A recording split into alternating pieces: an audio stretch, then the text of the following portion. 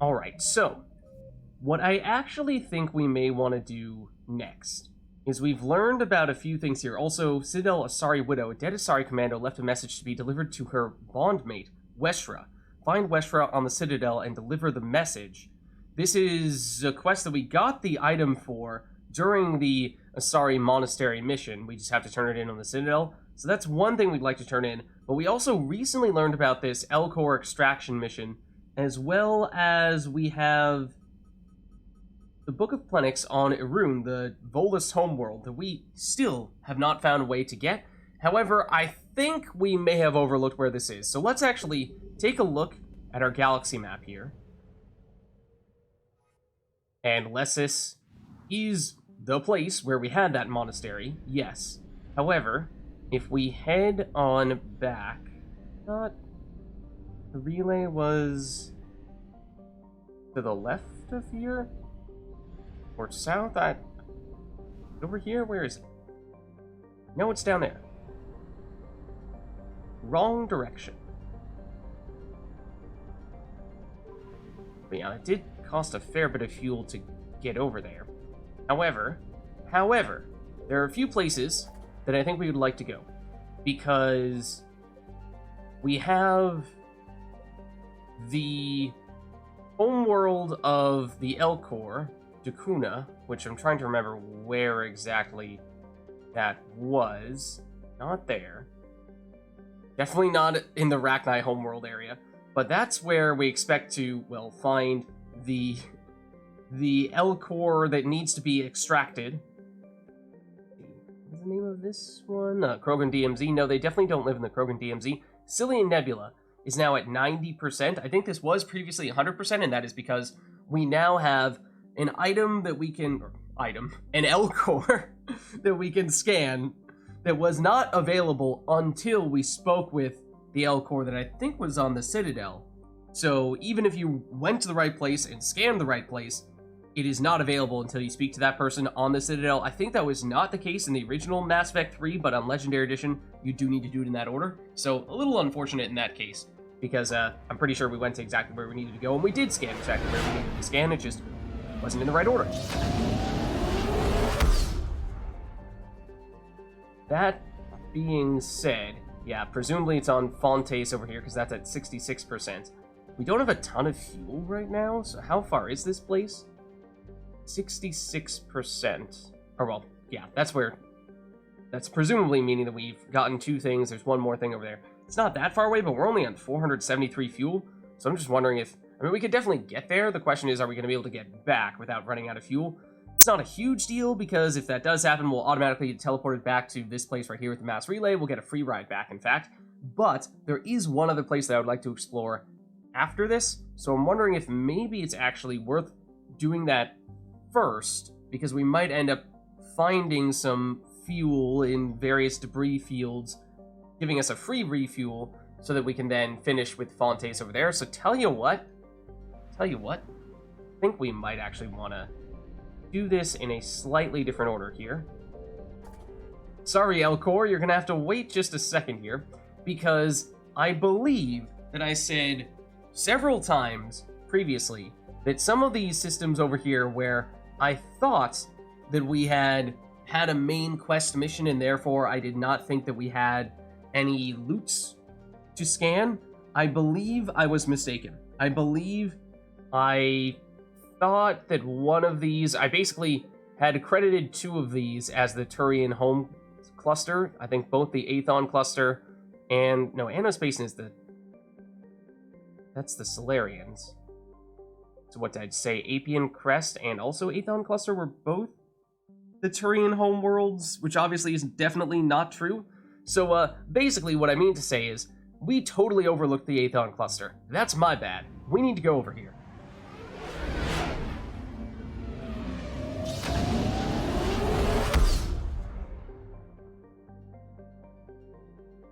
Because we have some stuff to scan over here. We have some things to discover. So let's start on the outside and work our way out. First on the Aru cluster with Doldit. So Doldit's moons have long been mined out, but they still hosted dozens of corporate-owned laboratories relocated there to avoid the environmental restrictions placed on research and development firms by Irune. You might recognize Irune as the name of the Volus homeworld, the place where we were trying to track it down previously, but just could not find it, and as you might imagine, that's because it is in a system that we thought we didn't need to search, but we do. Everything from weapon testing to cutting-edge biological research was outsourced to facilities orbiting Doldit. This made it an attractive target for the Reapers, who sent a small but powerful force to blow the facilities into scrap. Okay, that's unfortunate. And next over, well, this is a big cluster. We have another system over there, another system over there. I thought we had at least one over to the east as well. Yeah, lots of stuff here for us to check out. So then, Chirk Sob, named after a northern Irunian luck deity, Chirk Sob is overshadowed by the economy on Losil and the scientific research on Doldit. The solar system's middle child, Chirk Sob, now has the only functioning helium-3 fuel apparatus in the system, as the Reapers have not yet struck there. The space around it is jammed with Volus ships trying to flee the system. Okay, so yes, as we are starting to hear, this is definitely Volus space where we currently are. Did I just hear something over here? I thought I did. Did I make that up? Maybe I made that up. Thought there was a hidden item there. Anyways, here's Losil, the first of the Aru System's 3 gas giants. Losil is also the largest. Boasting over 96 moons, this planet's orbit bustled with hundreds of helium-3 extraction centers.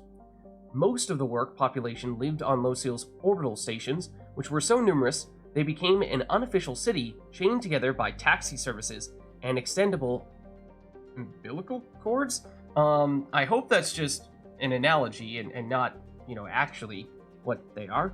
The Reaper attack here has devastated the infrastructure, raining fragments down onto the gas giant.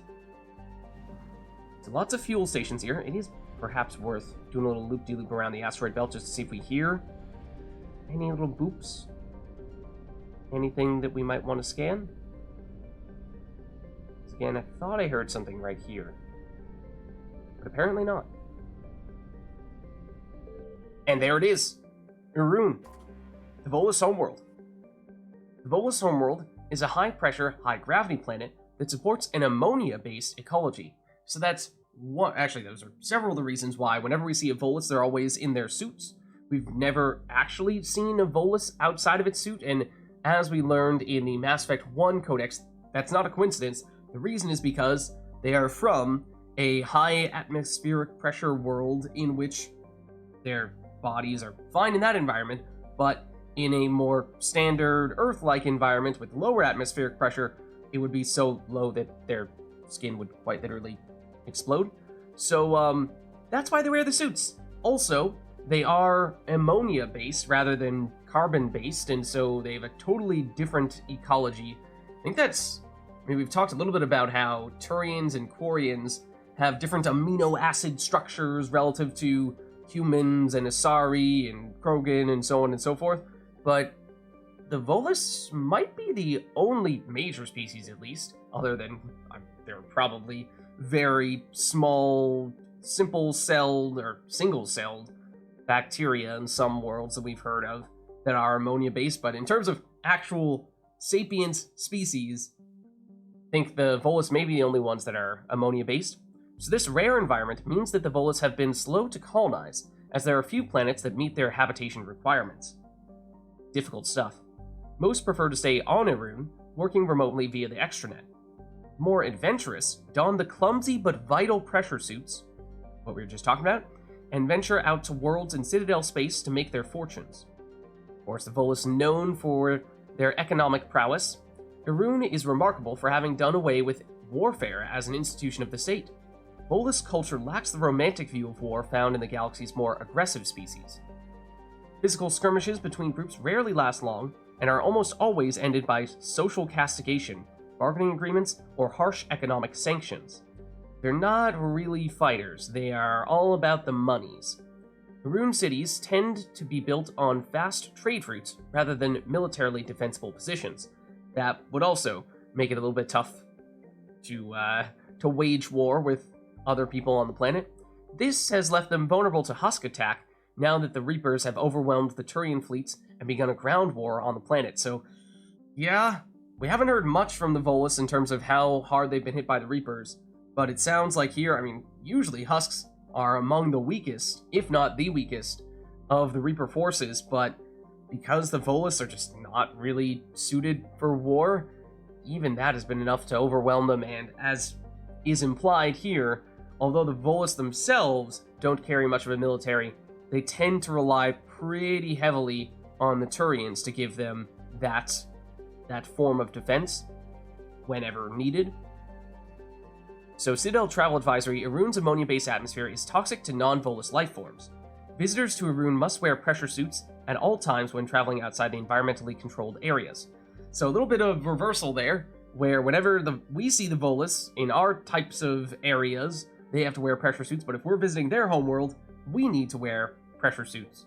Otherwise, it's not safe for us. 8.8 billion, which is, I mean, I think that's still lower than most of the homeworlds that we've seen of the major species, but not by much.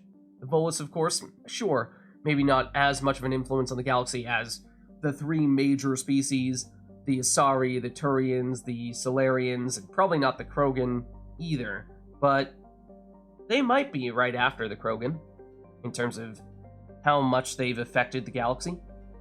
Other than that, okay, so whoa! I was gonna say, how much atmospheric pressure are we talking about? Yeah, it's not like they're just used to, an atmosphere that is twice or 3 times as dense as that of Earth.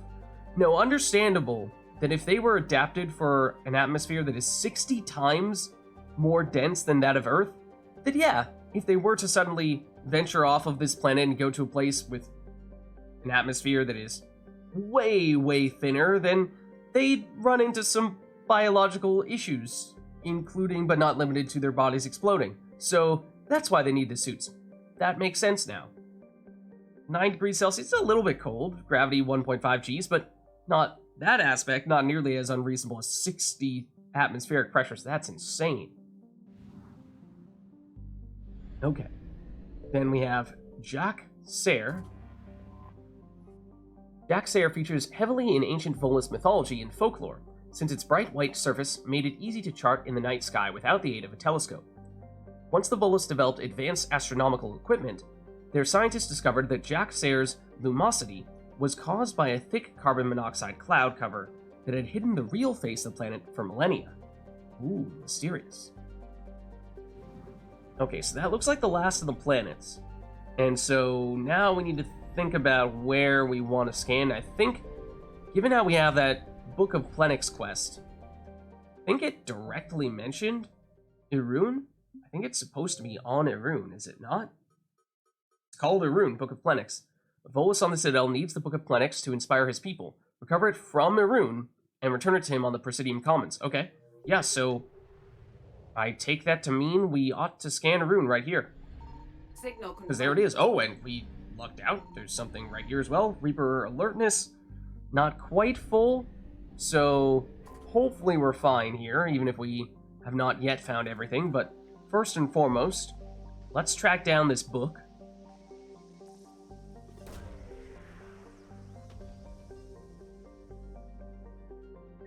There we go, Book of Plenix.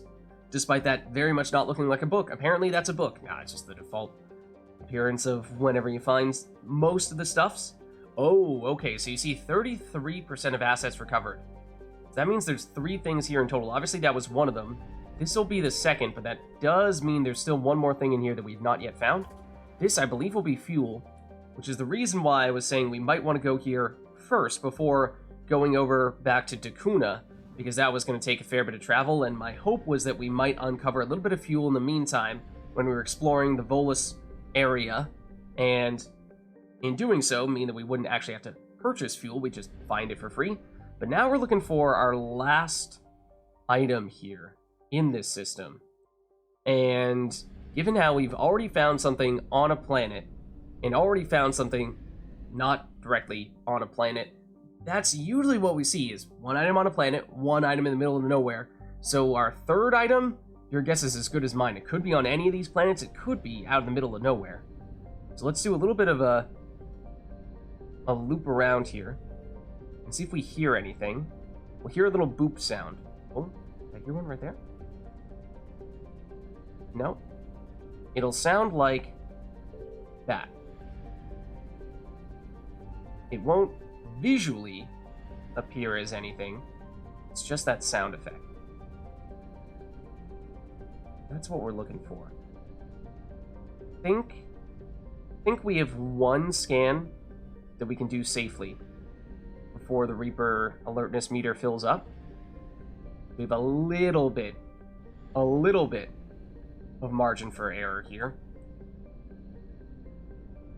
But given how, I'm not even sure if this is in the middle of nowhere or if it's on a planet, we might need that margin for error, because if it is on a planet, they are very spread out, and we are not going to be able to scan them all simultaneously, so it's going to take a bit of a guessing game.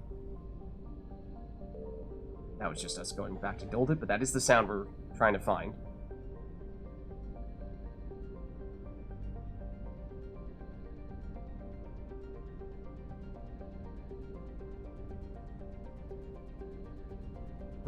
Just this top right corner remaining.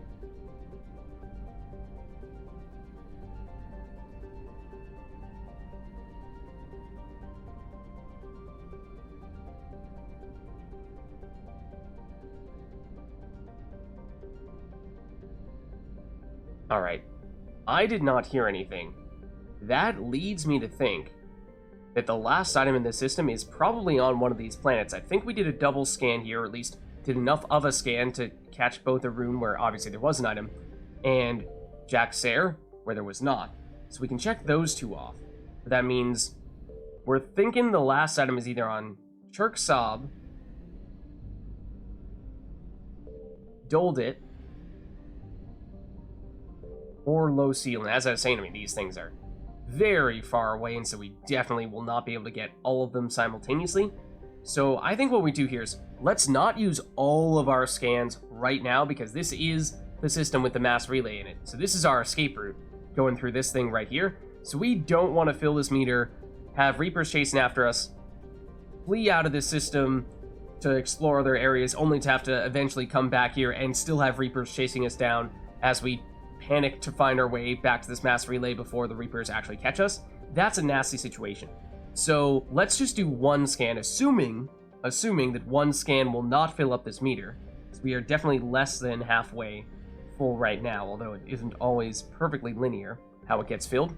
So I think what we might want to do is have our last scan, when we do come back here, be on Low Seal, since this is right next to the mass relay, so it gives us a quick escape route.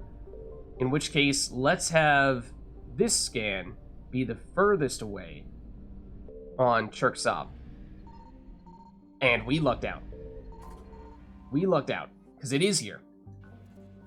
You saw the meter was starting to get pretty full. I'm hoping it's not entirely full, so even if we do find everything here, we are still going to need to come back here. Volus fabrication units, it's a war asset, increasing our military capabilities. Okay, don't worry. Don't worry, it's totally not full. Let's get out of here before I accidentally press the scan button and make it full. Okay, so fuel-wise, we can definitely make it to one of these planets. What I'm wondering is, if we make it to Nura, if we luck out and there's fuel there, we may be able to have just enough fuel remaining to make it from Nura to Asuri. But that is a fairly long trip if we do that, so we definitely would need fuel. I'm hoping we find some in the meantime. Then once we're on Asuri, Satu Ard is certainly further in that direction, but if we can get to Satu Ard, then we don't need to have enough fuel to make it back, because if we do run out, then we'll get teleported back to the system with the mass relay in it. So I'm just thinking we go Nura, we need to get fuel there, we're hoping that there is some. To Asuri, we're hoping that there is enough fuel to make that trip. And then we're going to need some fuel in Asuri in all likelihood in order to make it to Satu Ard. Once we get there, then we're in the clear. But gonna be a little tricky. Fuel is scarce. Yes, we can purchase some, but that's beside the point. That actually did not take as much fuel to get here as I thought it would, so that's a good sign. Okay, this system is also on the relatively big side, or at least relatively spread out side. So once again, let's start on the outside, work our way in. We have Gorgon. Like Whelm Urun, not Urun, Gorgon was a hydrogen-helium gas giant whose helium-3 infrastructure was destroyed by the Reapers. So yeah, like I said, we've not heard much from the Volus as to what extent the Reapers have attacked them, but now that we're checking out their system, or at least now this is their cluster, but not their system, we're hearing more about, yes, they have not gone unscathed. Whelm Urun is a hydrogen-helium gas giant. The phrase Whelm Urun is the Volus native language. In the Volus native language, translates to the Golden One, a reference to its deep yellow-orange rings. Much to prospectors' dismay, there was no gold to be found in its moons. Whelm Urun's economic contribution to the system was the ubiquitous helium-3, but the collection materials have since been destroyed by the Reapers. Yeah, Reapers have been, as it turns out, quite aggressive here. Let's do a quick loop around the asteroid belt just to see if there's anything that pops up here.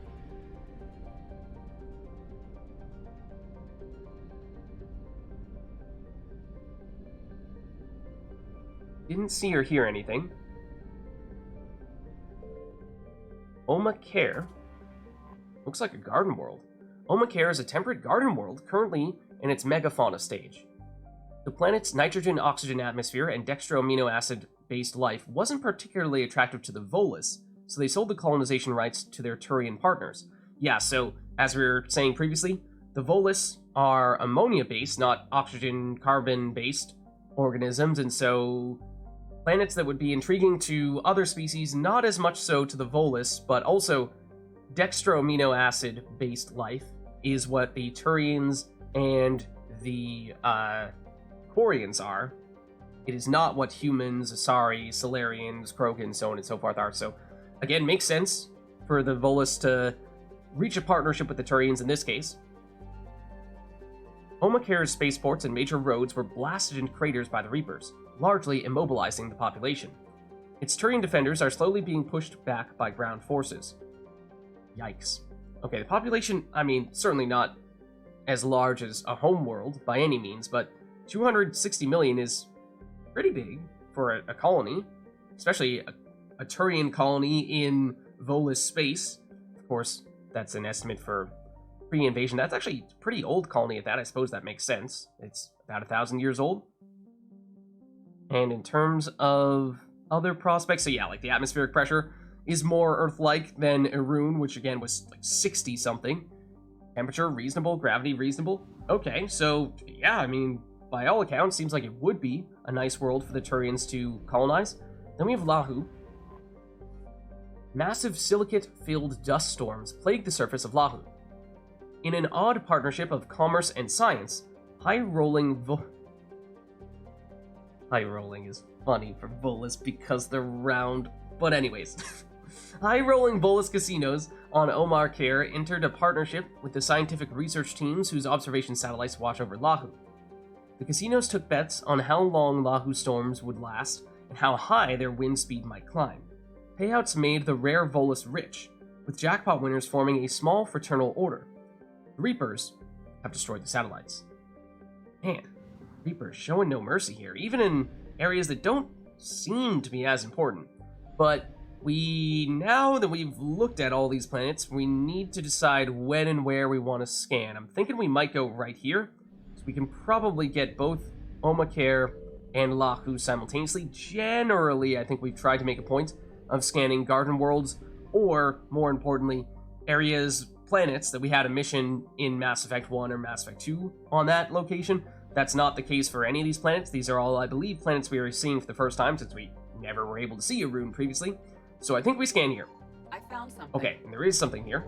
That's good. Reaper alertness, slightly less than half, although they may still raid this system after our next scan. Let's see, if we take the stuff here, what percentage of the assets we will have recovered.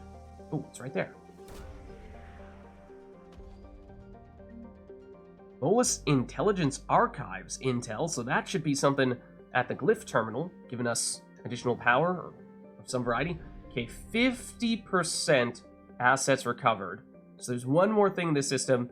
Again, usually we find there's one thing on a planet and one thing in the middle of nowhere, so let's do a little bit of a sweep. See if we hear any sounds that should sound like this. Just we're not going to see anything at the time, but that's our indication that there is something in the middle of nowhere that we ought to scan. This is definitely not as big a system as Arun's system was, so it should be a little bit easier. There it is. I heard it. And this is what we need. We need the fuel. Yeah, I think we were somewhere in the 600s when we got here. So to be at 700 now means that on net, I think we actually gained a little bit of fuel heading in here.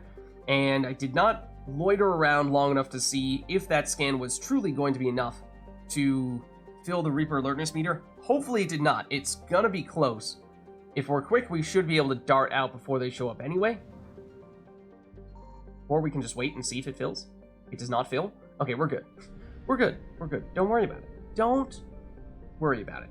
Okay, so I think now the plan is to go to Esori, and we were saying that we really wanted to pick up some fuel in the meantime from the system, so that we had enough to get here, since it's a little bit of a trek, but now that we have picked up fuel, that should be feasible. Should be enough. Yeah, we're just below 500, so we're looking to get a little more fuel here, I think, and then we should be able to make it to the last system. Once we make it to the last system, not a huge deal, because if we do run out of fuel, we'll get teleported back to the area with the mass relay in it. Okay, but now we're on Esori. And there are lots of planets here. So once again, let's start out and work our way in. So we have Solu Piolis. Solu Piolis' helium-3 collection mechanisms historically turned a large profit, not because of any great immigration into the Esori system, but because Solu Piolis made a good refueling stop between Arun and Satu Ard. Presumably that's a planet further in this system? One of some significance. Warned of the Reaper's battle plans, but left with little other option, a select team of workers at Solu Piolis sent out phony communication suggesting that important military data was being handed off here. When the Reapers sent in a force of husks, they ran into the Volus' trap, a chain reaction that annihilated the station. Oh, it's a trap indeed. Devious Volus. Yes, they took out their station, but in the process they made sure to take the Reapers down with them, at least a group of husks, which, as we were learning previously, although usually not considered one of the Reaper's stronger forces in volume, in numbers, can start to pose problems, and that was certainly the case back on Arun. And then it's Halo. Halo's frigid surface is dotted with impact craters left during a legendary meteor shower that happened more than 400,000 years ago. The meteors contain traces of cobalt, but not enough to warrant a full-scale mining expedition. The Volus have largely left Halo alone, as have the Reapers. Okay. Sounds like there may not be much in the way of prospects here if we are to start scanning soon. That is another thing we're going to want to keep in the back of our mind. What seems like a good target to scan? Yan Tao.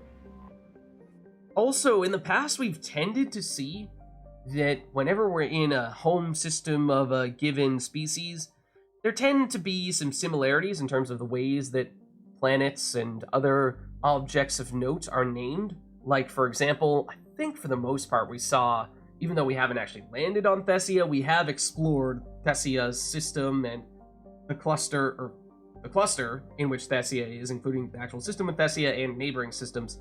And those were generally named based on Greek stuff, I thought. Or at least some things were. And then, what else? There was an area in the Terminus system that seemed to have a lot of Russian-inspired names.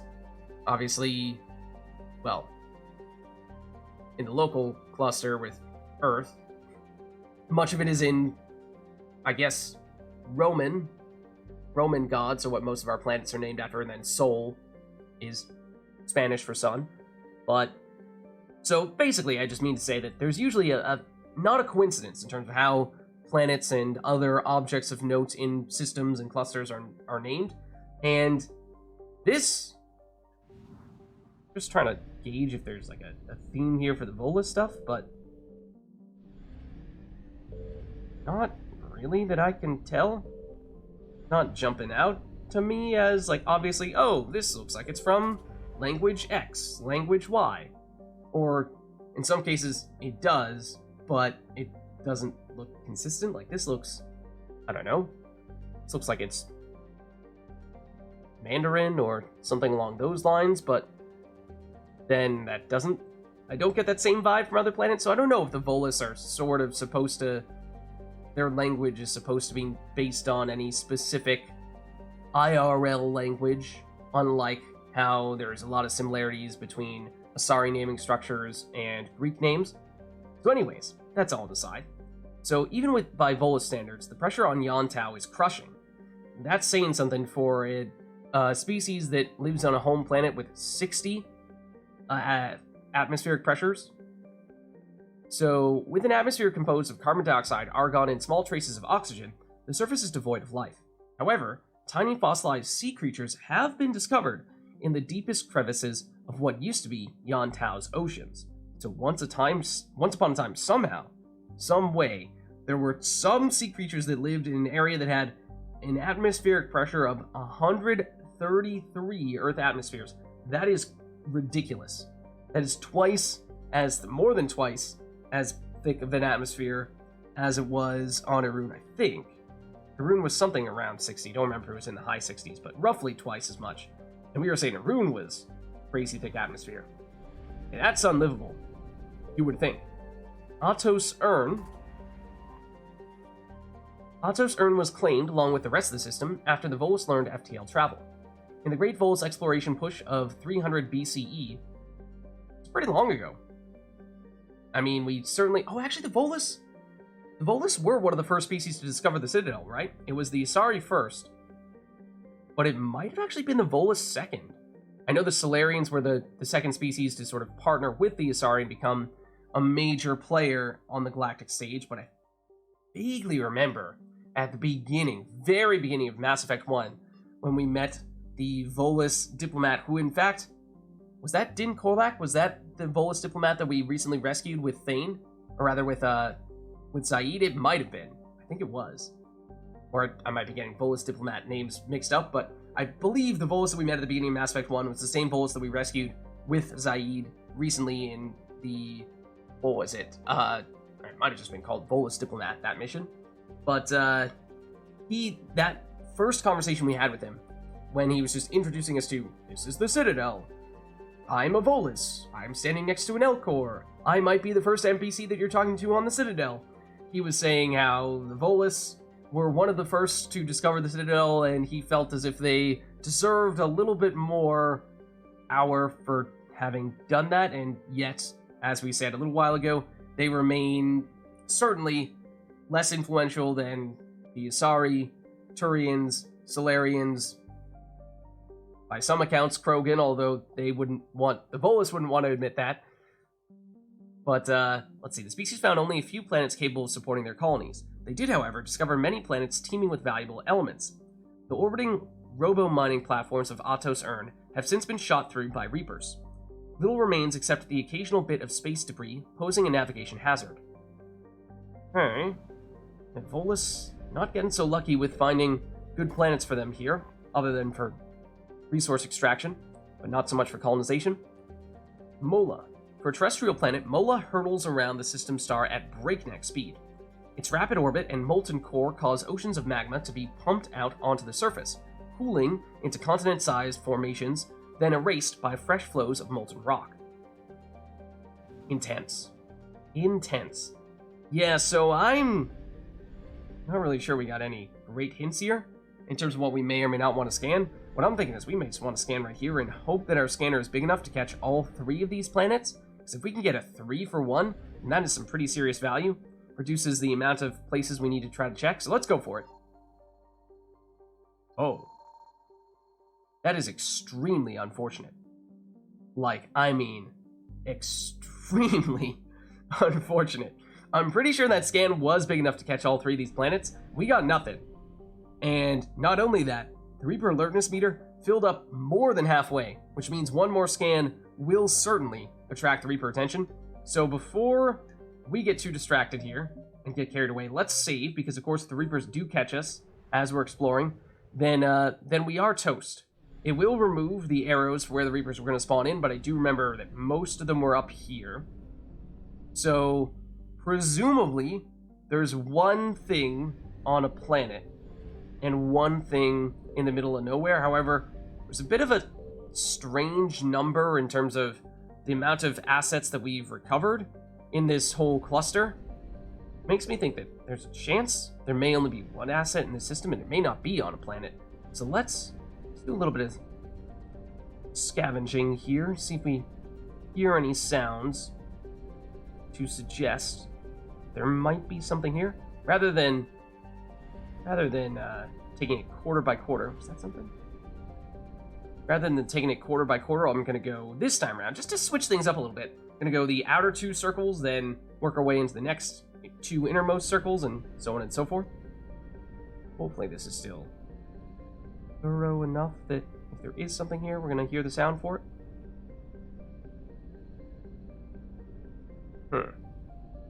Didn't hear anything in those 2 rings. Now we go next 2 rings. Oh, there it is. Signal confirmed. Okay, Reapers are going to get us here. But it is fuel. It is 300 fuel, which is around how much it took us to get here. But now we need to make a run for it. I know there are going to be Reapers spawning in from above. I don't know if there are going to be Reapers spawning in from below or to the right of us. So we need an escape route. And if we're not careful, Reapers are going to spawn directly on top of us. Unless we're fast enough. Unless we're fast enough. There is another thing in that system. You saw there was 50%. You can see it here. Sorry, 50%.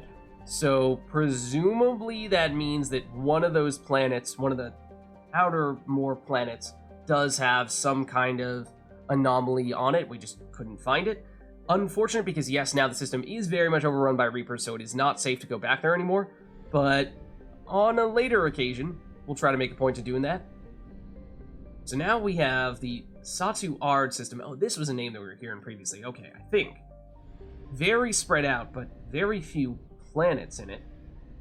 The outermost one is all the way over here at Nalisin. A lonely world of rock and ice, Nalisin clings to the outer rim of the Satu Ard system. Its freezing temperatures and carbon dioxide atmosphere were braved by Ezo smugglers who set up camps in the tunnels honeycombing the southern hemisphere's mountain ranges. The camps were abandoned when Turian patrols began regular raids on the smugglers' cave systems. Okay.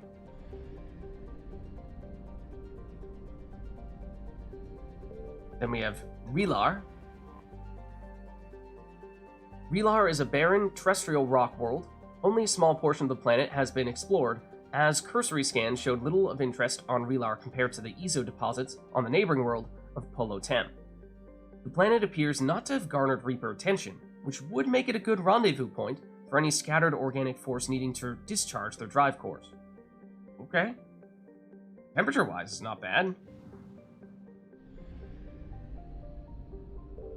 Then here is Polo Tem. This world is believed to be an extrasolar capture that built up its atmosphere over millions of years to become the hothouse it is today. Volus robo-miners descended on Polo Tem when Element Zero was first discovered there, and in turn, pirates descended on the Volus. The pirates then found out, to their detriment, that wealthy Volus can buy a lot of influence in the Turian hierarchy. As we were saying before, the Volus may not pack much of a punch in terms of their military capabilities, but they do have a lot of money, and they are more than willing to use that money to pay the Turians to assist them, give them a little bit more muscle, and that seems to be the case here. The Reapers occupied Polo Tem's orbital stations rather than destroy them outright. It is possible that Element Zero is rare enough that the Reapers harvest it, but it is more likely that the Reapers are stationing ships here in case the Turian forces they drove off seek to recapture it. Okay, so now, if we're looking for stuff to scan here, there's a ton of empty space. Like, a ton of empty space. Can we, hold on, if we do some math, we pop out of the system for a second? We've discovered 66% of the assets in this system. There were 3 in Eru, I think, right? There were 2 in Nura, I forget what the second word was. So that's 5 total. Then there were 2 in Asori, but we only got 1 of them. So what, we have 1, 2, 3, 4, 5, 6 out of 7 right now. That means there's probably 9 total. That would make sense. If we currently have 6 out of the 9? Wait. 7? No, do we have 6 or do we have 5, though? 1, 2, 3 in Aru. 1, 2. Yeah, we have 6. Yeah. 3, 2, and 1. We have 6. Okay. Yeah, so that makes sense. That would mean there's 2 in this system, and we just found one. Something. So that's helpful. It is fuel. It's 200 fuel. In terms of how much that filled the meter, a lot is the answer. A lot. And so we got our fuel, great, but that probably means that this last thing is on one of the planets. Now, technically, you could make the case we did the hard part. We got the one that was in the middle of nowhere. But now it is purely a guessing game, trying to figure out which of these planets might have an anomaly on it. Polotem seemed to have the most interesting of descriptions. So if we want to read into that, then that might be reason enough to go that route. I am hesitant to go with Nalasin. Although it is right on the edge of the galaxy, we could poke our heads out here pretty quickly and easily, even if the Reapers are spawning right on top of us. There are still Reapers spawning in right on top of us. There is a little bit of a delay, so it's probably still pretty safe. But, like over here, by Relar, there's no one over here at all. No Reapers to be found. So we'd have plenty of time to escape from here. That's a little less so the case for Polotem. I mean, we should still have an escape route if we go this way, but this Reaper will start to gain ground on us a little bit. We should still have enough margin there for us to be fine, but we should save just in case we do get caught. So yeah, I'm leaning toward Polotem. It sounded the most elaborate in terms of what was going on the planet, so therefore it seemed like it was the most likely that there would be something here. Otherwise, we heard that Relar had really nothing of interest at all, so that would surprise me if there was anything there. We heard there were some smuggling outposts here at Nalasin, so that would probably be my second guess, but I think we go for this. I think we go for Polotem. It was unsuccessful. So now we should go. Technically speaking, if we were really quick, we could have potentially been fast enough to try to scan one of those, maybe even scan the outermost planet, and then work our way inward to Polotem, scan that as well on our way out, and then make a dash out. Because for the most part, we've just been fleeing the system as soon as the Reapers have swarmed the system. But there's a little bit of margin for error once they do. Obviously, you're playing with fire in that case, but it's possible. It's possible to make it happen. It does technically slow you down a little bit when you are scanning, so makes it that much easier for the Reapers to scan you momentarily, but theoretically a possibility. Anyways, that means that the 2 systems that have not been fully explored are currently overrun by Reapers, so we do need to make our way back to Aru, and with 822 fuel, we at the very least should have fuel to do that. But this is a pretty long distance. So we're at 521 here, which may be a little bit more than what we started with when we got here, because we deliberately went to the Aethon cluster before we went back to the Cillian Nebula, where Dakuna is, the Elcor homeworld, because this was going to take a little bit of travel, and so we're hoping we might get some free fuel on our way through the other system, so we have to pay for it.